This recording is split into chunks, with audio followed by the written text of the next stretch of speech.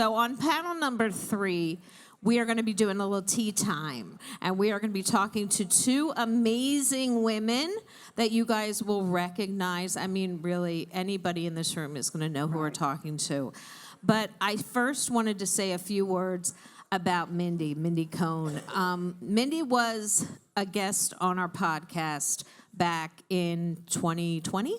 Maybe? Yeah, I think it was the fall of 2020 or 21? Somewhere I think around there. 2020. Well, we thought we hit the lottery because, Natalie was coming to visit us. And, it didn't get any better. We figured this is the pinnacle of our career. We can retire now. Mm-hmm. And honestly, she was so open and honest and generous with her experiences that it was an instant connection. It really was. And I mean, when I talk about generous with her time, then we got to meet her in person. We went out to California, had coffee with her, and then she started talking to us. She was the inspiration to really take this event to a live event. On the road, yeah. Pardon me? On the road. On the road. So we've had a lot of Zoom calls with her and talking to her. And I mean, when I say devoted time, she if you had seen her last night helping move the tables around. She was doing CrossFit pushing this couch. She got her really steps in. I mean, it was really something. But, she also has an incredible career. She is doing a lot of things that we are going to tell you about, but she really can't. She can't talk about because there's a strike. Yes. She cannot. And we honor that, and we respect any boundaries. But let us first start by introducing Mindy Cohn, actress and amazing prime woman. Everyone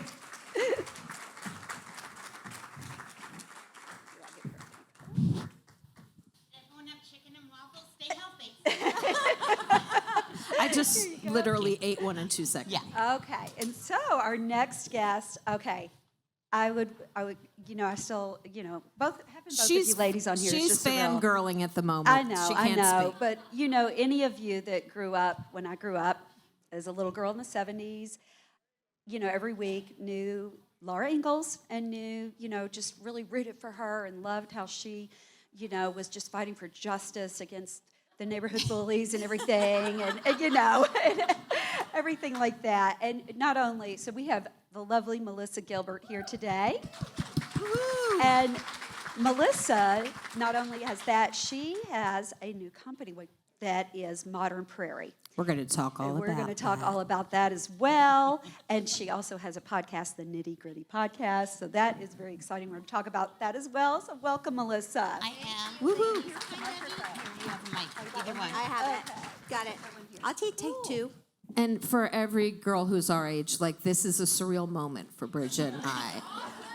Honestly, no one would have ever thought that we'd be chatting and calling them friends. So thank you guys they both flew in for this. We even have your little puppy over there, Sundance. She's over there having a nap, I hope. We'll see. If she barks, I'll take her, but she's letting mommy work. I kind of want to start with Mindy because when we had the conversation so many years ago about the need for community and conversation, you were so adamant that we needed to have women in a room talking like this, not being lectured to necessarily, absorbing the information, but in a way that's easy to digest and is relatable, and you nod your head and you say, yes, that's me, okay, I get it. And you were so, just had the strongest opinion that we were the ones who were supposed to take this and do this. Can you talk about why you felt it was so important to have community at this age in our life? Yes. Well, the fact that I had a strong opinion, I mean, does that sound like me? Oh, no. Me? I felt that way because that's what was happening in my life. I'm 57, but around 55, I had a life change, and nothing dramatic happened. It happened before. I was 7 years dealt with what I call the ordeal, which was cancer that just kept giving and kept coming back in different forms. And because of that, my life changed in every way, career-wise, financially, emotionally, psychologically, my poor family. And I just thought, talking about just our first panelist when I talked about giving and receiving, on my 50th birthday, my friends did a little intervention on me and said, if you could just receive for the next 50 years the amount that you've given the first 50, it would be lovely. We would like that for you. So part of that was I was always the friend that people would come to talk about things that you don't talk about. Cancer, I was very vocal about it with my friends. I'm a very private person. The face is an extrovert.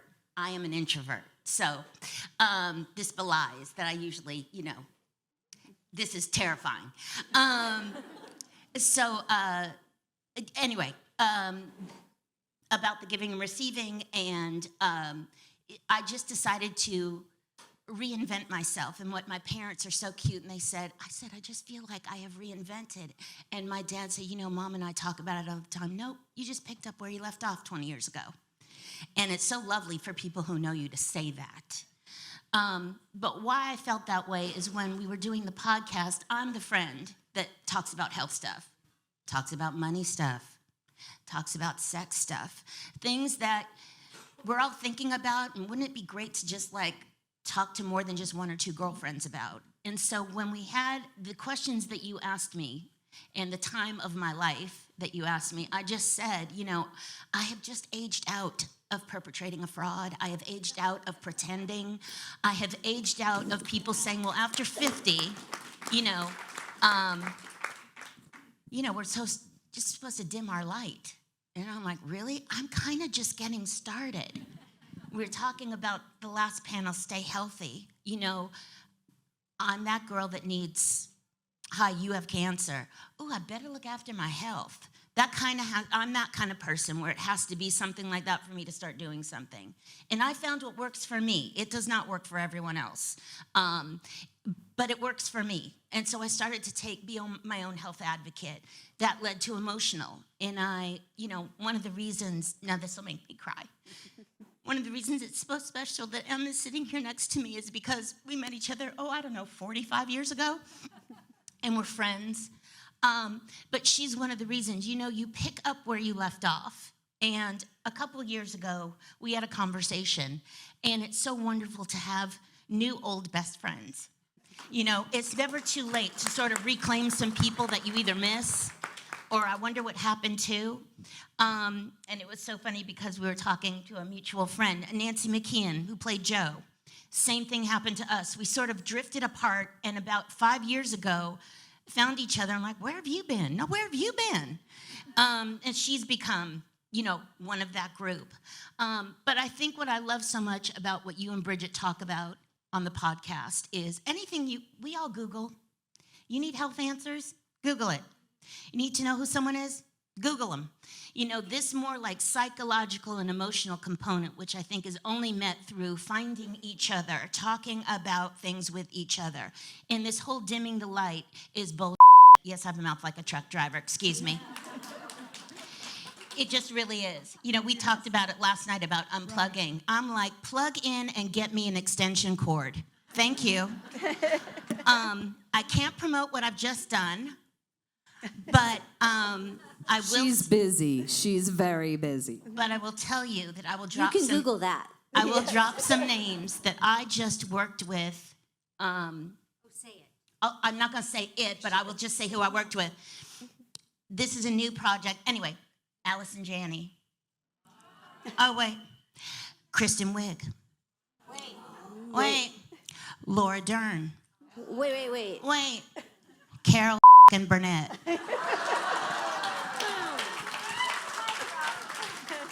Now, if someone were to told me 5 years ago, listen, just don't worry about anything. You're going to end up doing this with these people. I'd be like, you're so sweet. Thank you. That's so kind.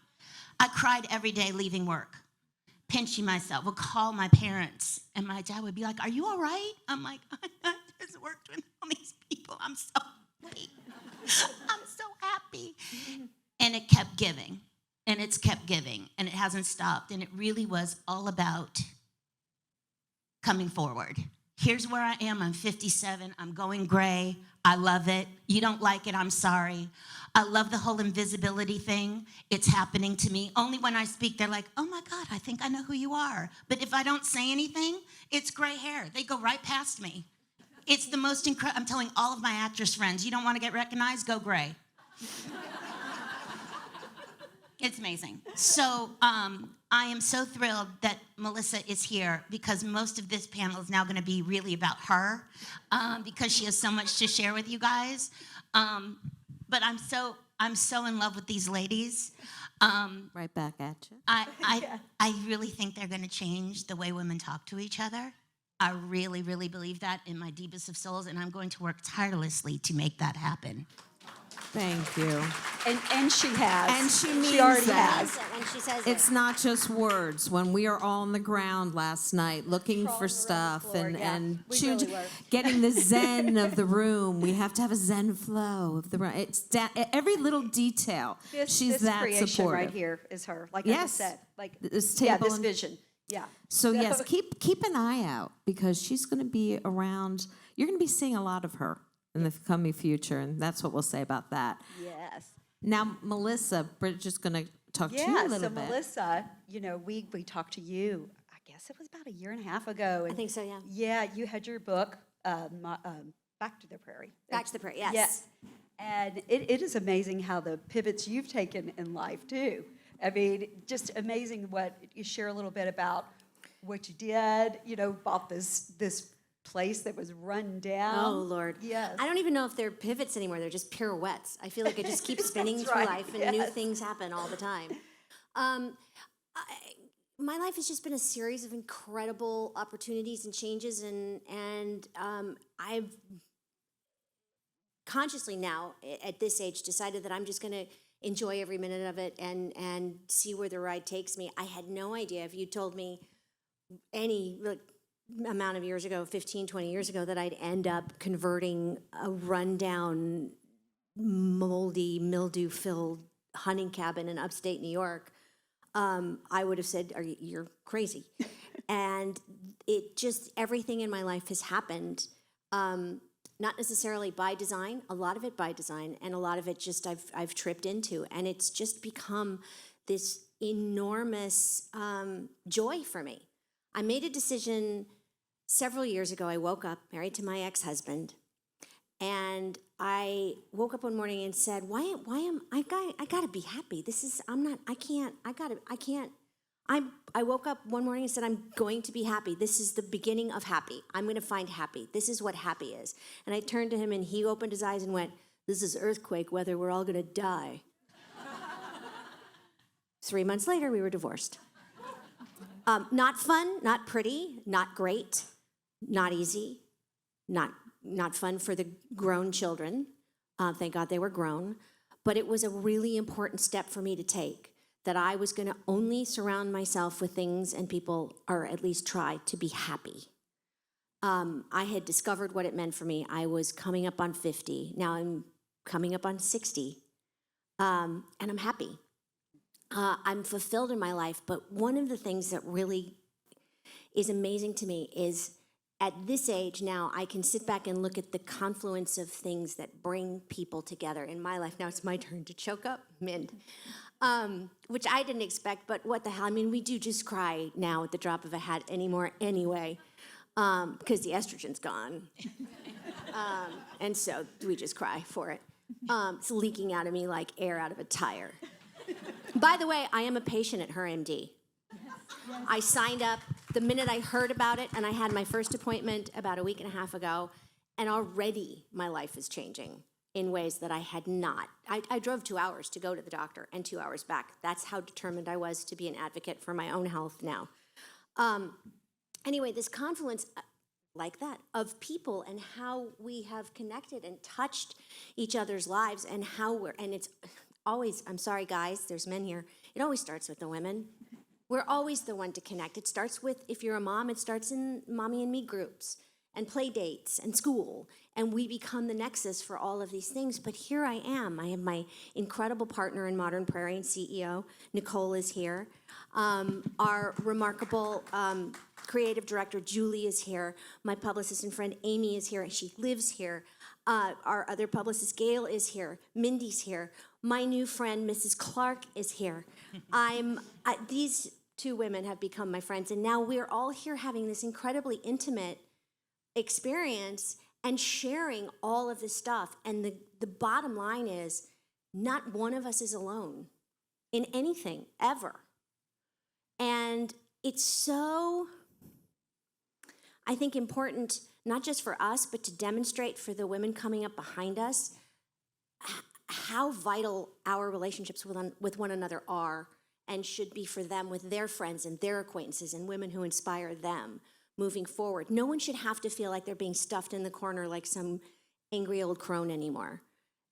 We need to show them that you can step out, and it's scary and it's difficult, but it's important to do it. And I do it for myself. I take a lot of chances. I do a lot of things that scare me, and I do them because I won't grow if I don't. So that's where I am now. And the hunting cabin, by the way, turned into a home, and we finished and Fill them in on Tim. oh, you mean my husband? Yes. Oh, yeah. Oh, right. I got married again.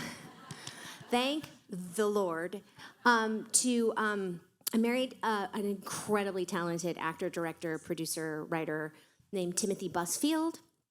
And you can come on, watch him. 30-something. 30-something. 30-something, yeah.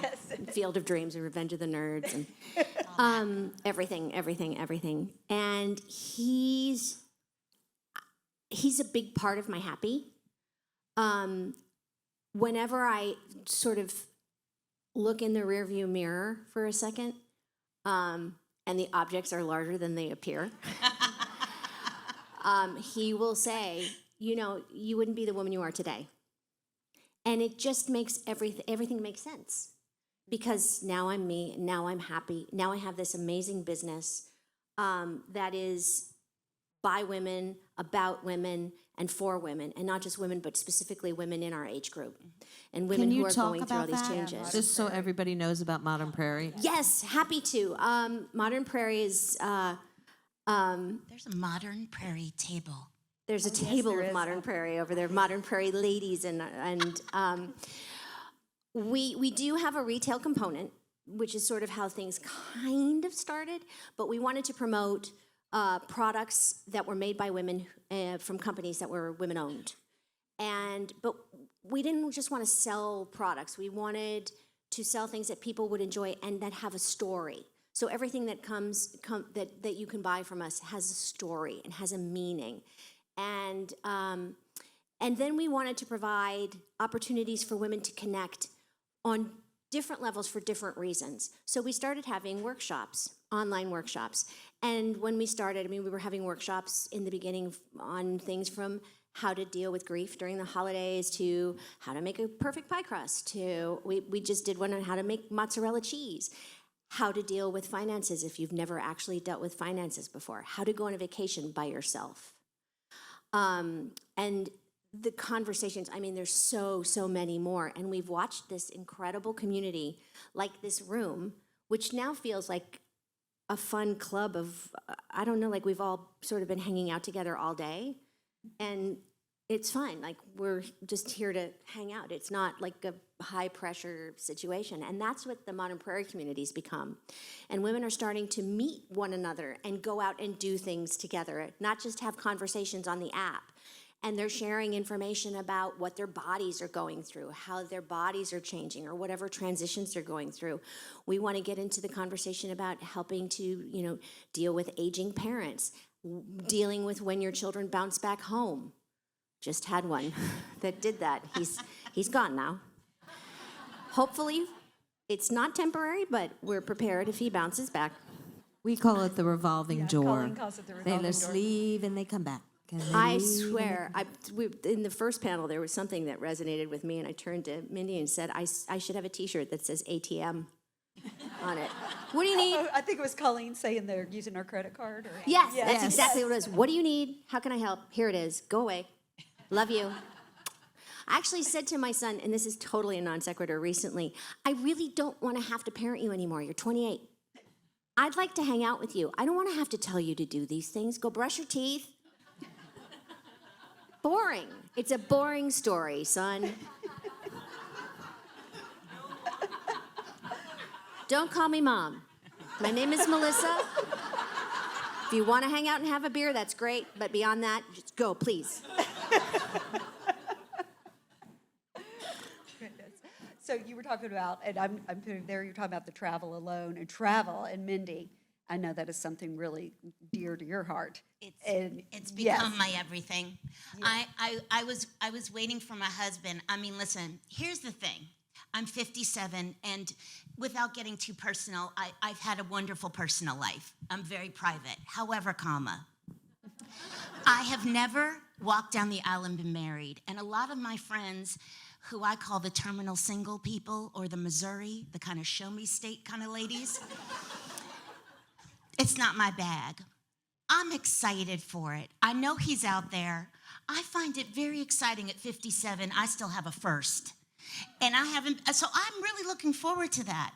What I've been waiting for is him to come find me so that we could go travel. And what I realized, again, around 52, when I started to really feel physically better, is what the hell am I waiting for? And called a couple friends and who had certain means and certain adventure lifestyles and said, top 10 list, let's go. Top 10 list while we still have our limbs and we don't need to sit on a beach. Let's do it. And there was a group of us, my two best friends, Brent and Josh, who have a little brand called Beekman 1802. We have a farm together and the business together. And the only way that Brent would do it is if I dragged him. And we made this list, and our first trip was Cuba. And then we did China, and then we did Asia, and then we climbed, that's right, this body went up Machu Picchu. And India. And we just started to tick a trip every year, and I'll tell you what, it has changed my life. First of all, I feel so connected. I am one of those loners who likes people. And to go visit other lands and not be afraid. You know, there's such this fear about women traveling alone, or what if I get lost and I don't speak the language? I have never had an issue. There is someone who will help you. I have never been a woman in despair anywhere in this world. People see that you're traveling, they're thrilled to see you there, and they want to help you. There are travel agents. I almost pooped my pants, doctor, in a good way, nurse practitioner Danny, when she said Trafalgar, it has come on board. Yes, as a sponsor. Trafalgar Tours is a sponsor of our event, so please check out your bags. We'll have lots of information on travel. I mean, if you haven't done it, if you have all these fears, fear is just false evidence appearing real. That's my little moniker, right? Okay. Just get on a trip. It doesn't have to be far. That's why we started with Cuba, right? 30-minute home back to Florida for the guys, okay? It's like we can do it. It has been the best thing I have ever done. I have never felt so a part of the world than going to see it. And sometimes a state like Kentucky, not being you might need a passport. Sometimes a state like North Dakota. This is America? It feels so, it does not have to be, you don't have to cross an ocean. You know, it's like each of these gorgeous 50 states of ours is like a different country, really, if you go and investigate it. So you can start small, but everyone asks me one piece of advice: get yourself on a trip, period. Full stop. Whatever you're afraid of, it's not going to happen. I promise. And when it happens, the plane gets canceled, this happens, it just, I can't tell you the esteem that I have built, this sense of self-confidence. And you know what? I won't want to travel with anybody but me. I'm such a good time on a trip. So please, whatever you can do, get in a car, get on a plane, get on a boat, grab a friend, go yourself, plug into a group. I talked to a couple of people who walked in this room alone. I went, you are my person. You are my person when you walk into a place like this by yourself. I see you. I so see you. I am you. And I love that. Don't be afraid.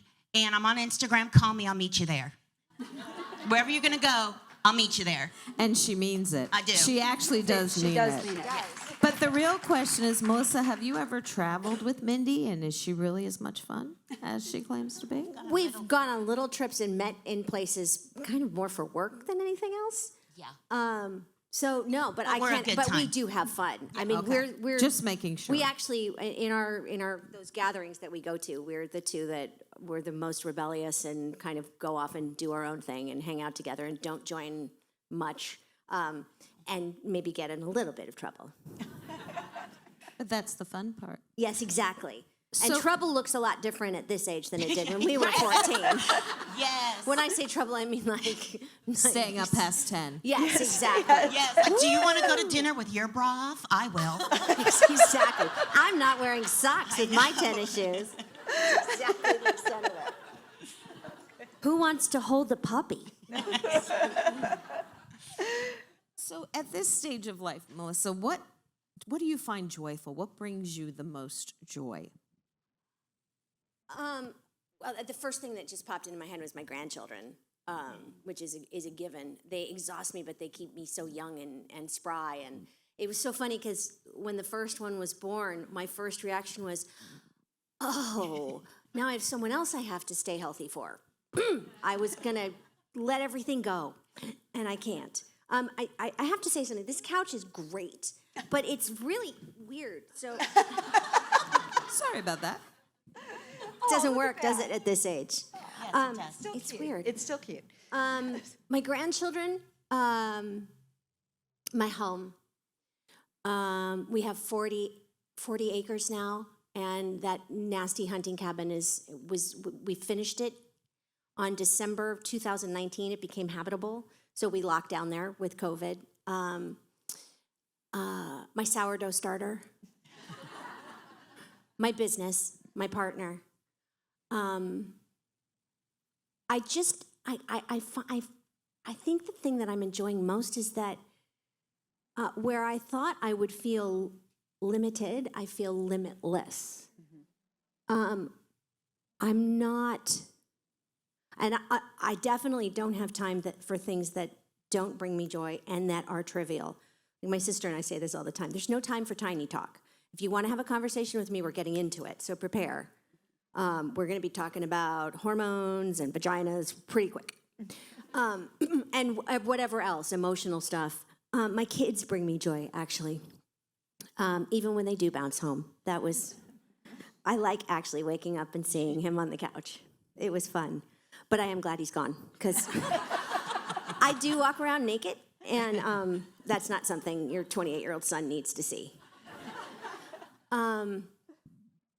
Yeah, I guess that's it. Those are the things that bring me joy, and being able to connect with people and have honest conversations and not have to, actually, this is the biggest thing, not have to try and contort myself into a shape that everybody else wants me to be. Yes. I'm absolutely, fully, 100% myself, and that enables me to be joyous in everything. Yes. I also want to say I heard a comment earlier about how women can be, competitive and not for each woman. I really have not found that getting older. Not at this age. And also just showing up as myself. You attract, it really is that law of attraction that, roll your eye, do whatever. I don't practice it, but that sense of what you put out, you get back is also with people and energy. I'll say I just aged out of being a people pleaser, and it doesn't mean I don't please people. I please people who get me and who please me in return, and that energy has come back. I have better, closer, deeper female friendships that is also translated to my relationships with men. Much easier to be around. They're not at fault for anything. I take full responsibility for my life. So no man, so my guy friends and hopefully my husband, she keeps saying that, I know. And I'm grateful I'm going to attract the person now, and he's getting this Mindy and not the Mindy before. Because I do have a joie de vivre. I do sort of have these incredible people around me. And I think that's very attractive. And people who feel competitive or threatened or weirded out or intimidated, whatever all of those things are, they don't come near me. They just don't come into my orbit at all. So. I love Mindy and I don't know if you even coined that because it's the first time I ever heard you say, I'm not a people pleaser, but I please people. Oh my gosh. Yeah. Is that your aha moment? That was like, That was your God, I think my mouth dropped. Anybody see my mouth open? I don't know. But that really was something, because I definitely was a people pleaser, although my siblings and my nieces sitting here would probably say, no, she wasn't. But Well, my esteem came from what I could do for you. To hear Right. I need you instead of I love you, I need you was my love language. Love will come later. But I need you, that was like my call to arms. And to put that down and realize that when that's your love language, you are going to attract takers. You're going to attract really needy people. We talked about what you're good at. I'm good at connecting people and helping people, the right people, different people, who are going to not only really appreciate it, but maybe, if not so much give back, be really grateful. And I found that when I was sick too. It's like I'm the rock, and the rock starts to crumble. And you know what everyone around me did? They didn't take care of the rock. They went to find another rock. Well, they were just being themselves. It wasn't, it's like, how do I expect other people to take care of me when they can't take care of themselves, right? So it's that whole sense of like dropping off what really is not serving me. So I always start out every relationship, every work job, everything. Is this in my own best interest? Simple question. Is a yes or no. Is doing this going to be in my own best interest? Yes, full steam ahead. No, let me think about it. Yep, let's take a pause, Mindy. Might be some old behavior in there. Might be feeling a little vulnerable, a little needy. Let's just sit down and be with yourself, And so all these things, again, you tell me at 30 to do this, not happening. Mm-mm. Tell me in my 40s to do that, it's still not happening. Mm-hmm. I really love being needed. It was where I got my esteem. It's where I really had my sense of purpose. And all that, after I turned 50, has just really changed. I want to ask Melissa, too, because we've talked about this when we interviewed you, that there was a point where you just kind of embraced the aging process, that you, I'm just saying, point. But there wasn't always that point. There was that point where you felt like inauthentic in who you were, but you kind of had this tipping point where you're like, no, I'm just going to embrace who I am in an authentic way. Yep. Can you tell that story? I saw, actually, it was a picture of myself that I saw that really did it. And I was doing everything I could to intervene, to stop aging, which, as we all know, is fruitless and useless because you're going to age no matter what happens. And also, living where I was living at the time, for me, Los Angeles is a lot of pressure because there's so much emphasis on youth and staying young and staying and that those are the things that make you vital and vibrant and useful. And so I did all of the things. I had fillers and Botox. I had implants. I went for the whole 9 yards, and I saw a picture of myself on a red carpet. And hand to God, and if you Google this, God bless Google, you'll see it. I look like Carrot Top, the comic. That's not a good look, even for him, but especially for me. Really not good. And I was looking at that and thinking, what am I doing? And also the time that it took to maintain that. And coincidentally, at that same time that I was sort of reevaluating and reassessing, I met my husband, who, when I said, I'm thinking I might want to get the implants removed permanently, he would do it. I said, and I'm thinking I don't want to do filler, do it. And I'm thinking I might not want to color my hair anymore. Oh my God, I can't wait to see what color that's going to be. So that, God bless him, helped, but I was determined that this is who I was going to be and what I was going to do. And actually, so much of it I just got validated again by my appointment with Dr. Parisi at her MD. We were talking about all of the issues that are going on, and we came to weight gain. And I said, there's like fullness and place and bits, and there's like that I've never had before, and they're not going away. And there's really, I tried everything pretty much, and I'll lose a couple pounds, or maybe a little bit of inches, but it doesn't really go away. And she said, well, we weighed you, and you're actually a perfect weight for your age and your height right now. And she said, we're going to do blood work, and we'll see what's going on there. She said, but you know how to do it, right? And I said, yeah, but I don't know. I said, and I really feel good about myself, but then sometimes I look at pictures in a magazine of my contemporaries who are the same age as me, but they're still a size 2, and they're off in Paris Fashion Week, carrying their little dogs on the runways and stuff. And although I have a little dog, I'm not. It's different. She's going to get bigger, and so am I. Consequently, and it just sometimes I feel bad when I see their pictures. And she said, "Do you want to spend the time it takes to look like that? Is there anything else you'd rather do?" And I went, "Oh, right. Yeah, there's a million things I'd rather do. I don't want to stand in the mirror for 3 hours a day and run to a dermatologist to kind of stave off something." Yeah, that's right. This is why I started this journey. 100% validation of I am doing this the right way. I'm aging gratefully.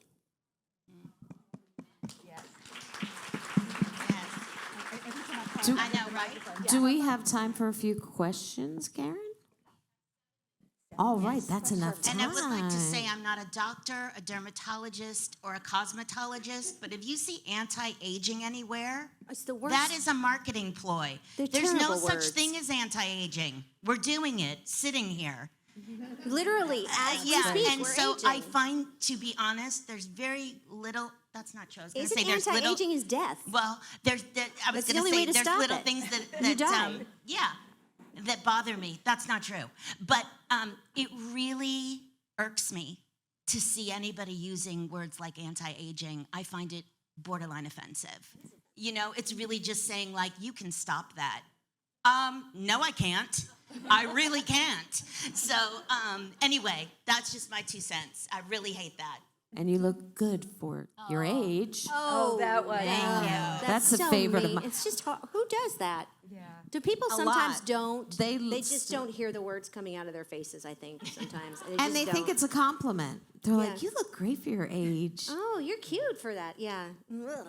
Yeah, that and they have the body for that. And I'm like, everybody that has a body has the body for that. Whatever that may be. That's right. So let's see if we have any questions. We could do a couple of quick ones. Oh, you know you have questions. Come on. Come on. Yep, there you go. First courageous. What did you sourdough starter name? What is my what? Sourdough starter name. Sourdough starter name? I haven't named it yet. Well, I'm starting one, and I'm following people on TikTok, and they all name one. A bunch of the ladies on our app actually have named their sourdough starters. I haven't yet. I'll have to think about that. Probably, I mean, at the top of my head, Sarah seems right for a sourdough starter, but it's also my sister's name. Hysterical. Sorry. Sarah, the sourdough starter? We might not tell her that. No. It's on film. And my sister eats a macrobiotic diet, so... Even better. No, she might eat a little bread now. I don't know. I'll have to see. Linda Pearl has one too. Oh, she with does. That's with Patrick Patrick Duffy. Duffy. with I have Patrick it. Duffy's Duffy. dough. We had them on the Duffy's show. dough. Yes, yeah. And you can follow them on Instagram. They do really funny skits about it. So It's passed down from Patrick Duffy's family, like, grandmother Hundreds or of years. something. yes, Yeah. yes. it's it freeze-dried really is. sourdough starter, and you can restart. You remember Patrick Duffy from Dallas? Oh, yeah, Bobby. Bobby, y'all Ewing. know. Bobby Shower Ewing. Bobby. We all know. We all know. Yes. Well, what is it like auditioning? Like, if you get a part, both of y'all, what's that like now? And do you like go, Oh, it's fantastic. It's so different No, now. I have always loved it. Why? I'm an actor. My job is to give it away. I'm not in the result of it. The answer's already in the envelope. I had the most amazing mentors when I was little, and so it has served me, and I pass it on to the younger generations now.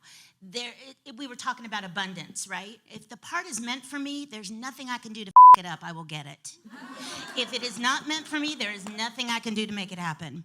That is my life lesson in everything, but especially work. And I have so many insecurities in my personal life, but in my career, none. Because, no, I go and give it away. It's an opportunity to work. I may not get paid for it. We don't get paid to audition. But I get to go to work that day. So I find it to be very exciting. And you know, it's one of those things, it's an odd... it's an odds thing too. I mean, for us, by the time you get an audition, you've already been filtered through. You're like maybe one of 20. To me, I've already won. Out of all the actresses in all the land, I'm one of 20 that gets the audition. Well, I mean, you know, all right then, Mindy. You know what I'm saying? You were nominated, right? Well, It's I'm an just honor saying, to be it's nominated. like, and I use that in my life too. When I'm with someone or I meet someone, I too I've had such a serendipitous life. It is not lost on me. I'm always like, I just met that person. Holy hell, that's the coolest thing ever. And I realize on my worst days, it's someone's dream day. I mean, what a life, right? When you really live that. My worst day on the planet is probably someone's dream day in this world. That humbles you. And humility, to me, to stay teachable, to stay humble. So it makes any opportunity, even, oh my God, I really would like this job, an exciting thing to do. Is the circle smaller at over 50? Yes. Well, especially when you look like this is also part of the gift of aging. My friend Tara and I, who've been working since we were 16, okay? Since I was 13. I have to tell you, we're aging into these parts. That everyone else who's plucked and tucked and sucked, let me tell you, they aren't gonna be playing a great aunt or a little granny. Guess who is? You're gonna be seeing me. Well, there's another gift too that comes with age. Whereas I used to get nervous auditioning, which is why I was shaking my head going, ugh, it's terrible. At this age, I'm like, here I am. That's Want right. it? Fine. Don't. See ya. Yeah. I have other things to do. No. No and stress. they smell it. They smell that you are just giving it away. And they're like, we want that. And I have to tell you, this latest job that I got, one of the producers said it was between you and one other actress. First of all, we love you and we're huge fans. But really, it was, we asked about your reputation. We don't want to work with divas. And everyone we talked to said, oh my God, she's a pleasure to have on the set. So I have my talent and I have my reputation. And I think we can all identify with that in whatever we do in our lives. That's all I've got control over. And it'll get you there. Be kind. Be kind and persevere. Absolutely. Also, another thing that comes with the just not giving an F anymore with auditioning too is you don't do things like I did when I was younger and go into audition for someone you really admire, and then as you're walking out the door, you walk into the statue by the door, knock it over, cut your face open, and trip on your way out while waving goodbye and saying thank you for seeing me, which is a true story. I did end up getting that part too. Just because I did a full Lucille Ball on the way out accidentally. But I really did hurt myself too, so there's that.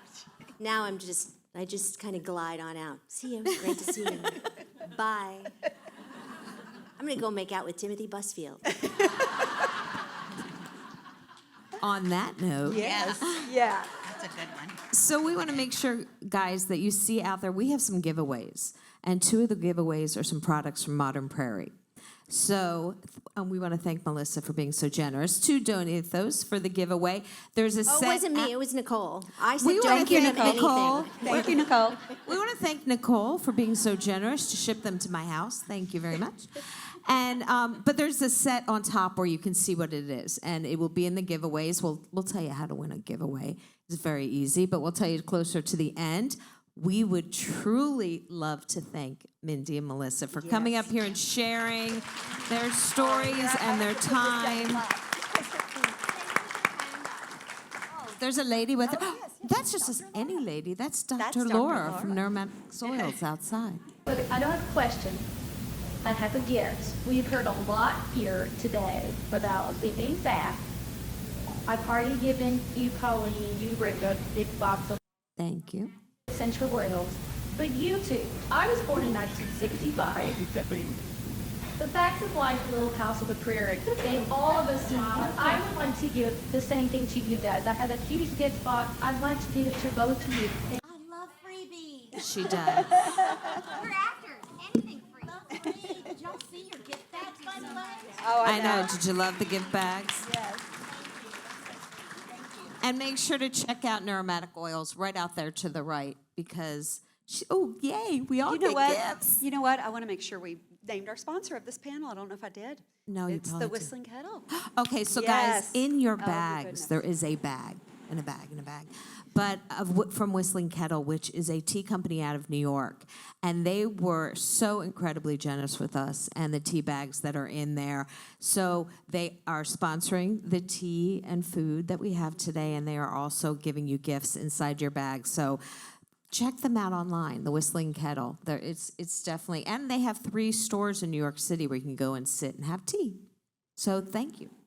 And we'll be back in about 10, 15 minutes. Thank you.